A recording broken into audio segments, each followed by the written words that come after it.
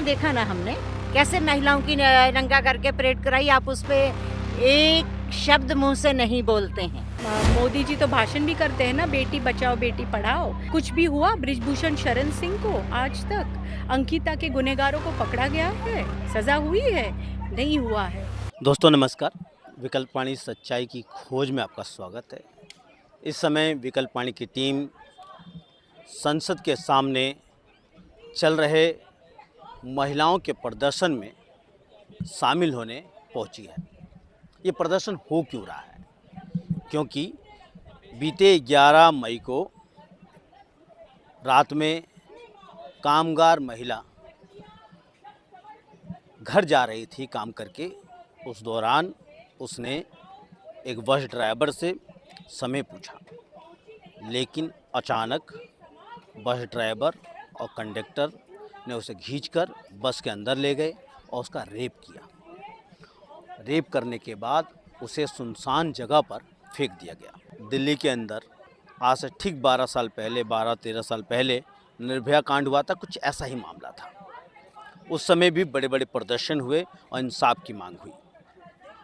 महिलाओं पे लगातार हमले हो रहे हैं और हाल ही फिलहाल में 3 साल की बच्ची के साथ भी दिल्ली में बलात्कार हुआ है।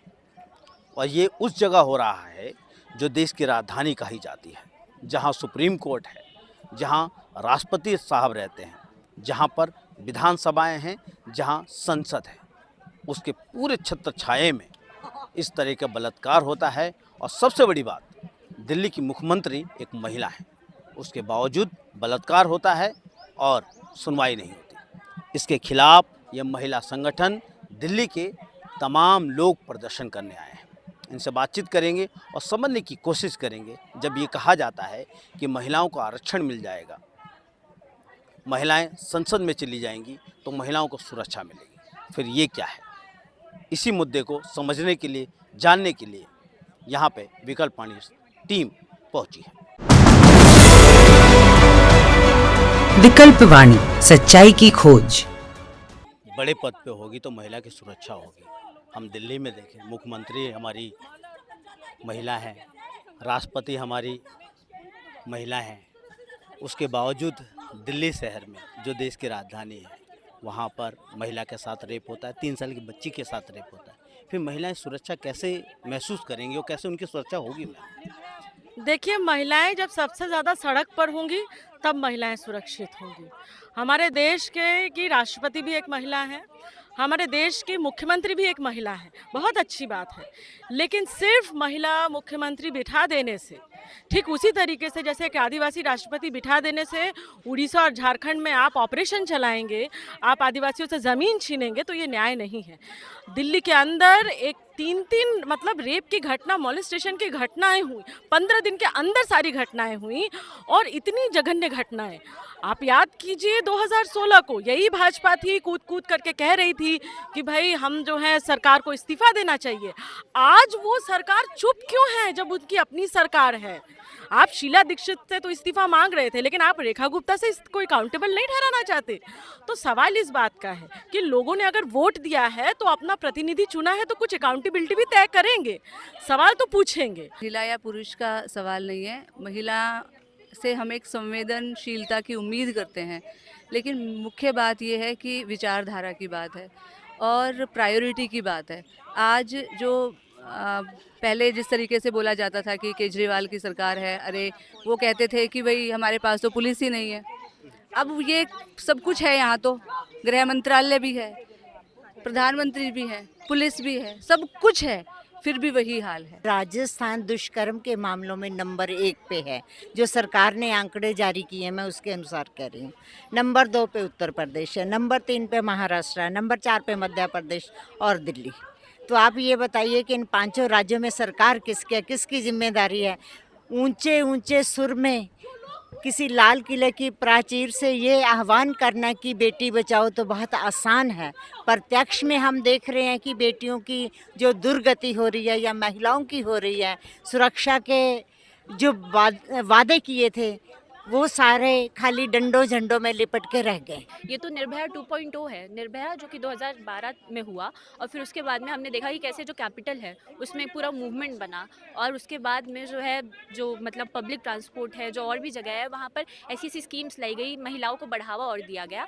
बट फिर हम देख रहे हैं कि ये जो घटनाएं हैं वो तो फिर रिपीट हो रही है, बार बार बढ़े जा रही है। चाहे वो आरजी कर का हो गया, वर्क प्लेस पे भी महिलाएं सुरक्षित नहीं है, आप देखेंगे कि घर में भी महिलाएं सुरक्षित नहीं है। तो ये बेखौफ आज़ादी जिसकी हम बात करते हैं उसके लिए बहुत ज़रूरी है कि ये आज़ादी के लिए जो जो पूरा सत्ता पक्ष एक ऐसा हमारे सामने मॉडल रख रहा है जहाँ पे रेपिस्टों को बेल दे दी जा रही है, जो महिलाओं की सुरक्षा है उसका कुछ तय ही नहीं है कि कैसे रखेंगे। आप अभी देखेंगे जैसे लेबर कोड भी आया, सबसे पहली बात जो बोल रहे हैं कि जो मतलब सेक्टर है, वर्किंग सेक्टर है, वहाँ पे महिलाओं को आज़ादी है कि वो रात को काम करेंगी, बट उनकी सेफ्टी का क्या?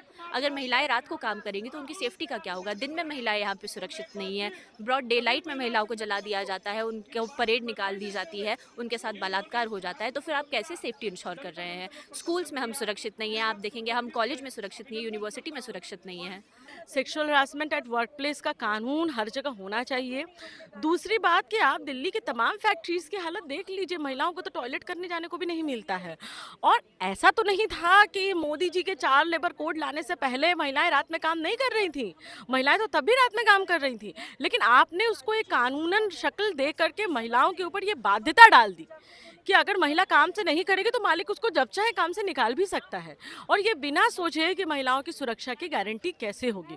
और सच बताएं तो आदमी 12 घंटे 10 घंटे काम कर रहा है वो भी ठीक नहीं है, लेकिन वो घर पे आके आराम करता है, लेकिन औरत तो काम से लौट के भी काम पे ही लौटती है। मामला सिर्फ ये नहीं है कि दिल्ली में एक मुख्यमंत्री महिला है, दिल्ली एक राजधानी है देश की, जहाँ पे दिल्ली पुलिस भी पूरी तरीके से मतलब एक बहुत बड़ी पुलिस फोर्स है जो केंद्र सरकार के अंदर आती है, यहाँ पे पार्लियामेंट है। तो यहाँ पे कैसे हो रहा है? मेरा बात ये है कि यहाँ पे कैसे हो रहा है ये तो आश्चर्यजनक है और बहुत ही प्रॉब्लमैटिक है, पर ये सोचिए अगर यहाँ हो रहा है तो बाकी जगह क्या हो रहा होगा भारत में, ये सोच के डर लगता है। इसको इसलिए आज हमने बहुत शॉर्ट नोटिस पे प्रगतिशील महिला संगठन ने ये ऐलान किया कि हम जंतर मंतर पे आएंगे। हमारी ये मांग है कि सरकार भी आपकी केंद्र में, दिल्ली में भी सरकार आपकी, इतने अलग अलग राज्यों में सरकार आपकी, और आप बार बार फेल कर रहे हैं। आपका जो एक नारा था, एक जो इलेक्शन एजेंडा था कि आप महिलाओं की ज़िंदगी रातों रात बदल देंगी,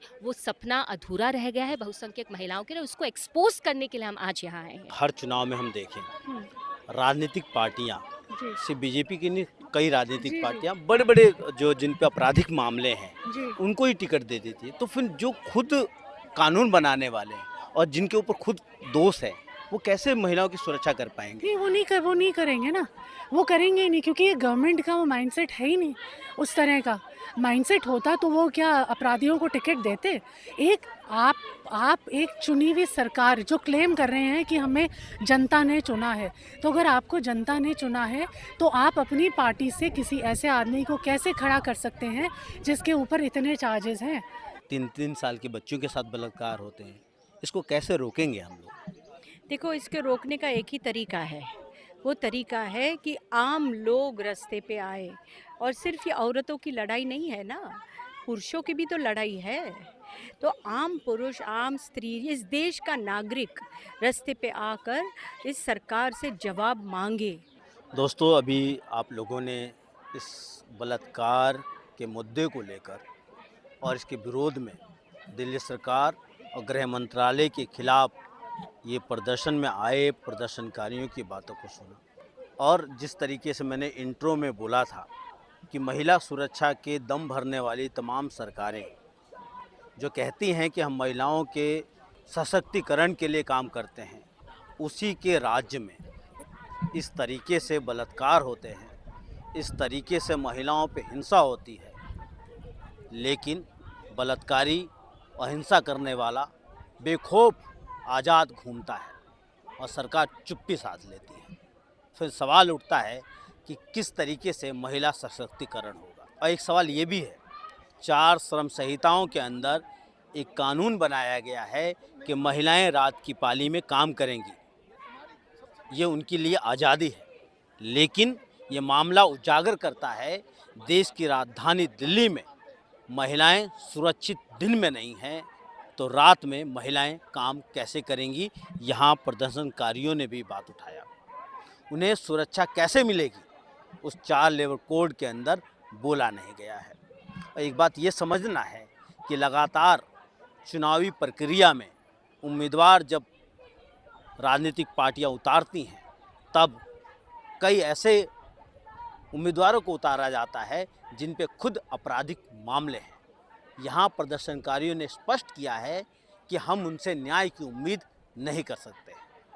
इसलिए इन्होंने एक विकल्प दिया कि जब तक देश की महिलाएं और पुरुष अपनी सुरक्षा के लिए आगे नहीं आएंगी, आवाज़ नहीं उठाएंगी, तब तक उनके हालात सुधरने वाले नहीं हैं। इसके बारे में आप क्या सोचते हैं, आप क्या समझते हैं, कमेंट कीजिए और देखते रहिए विकल्प वाणी, सच्चाई की खोज।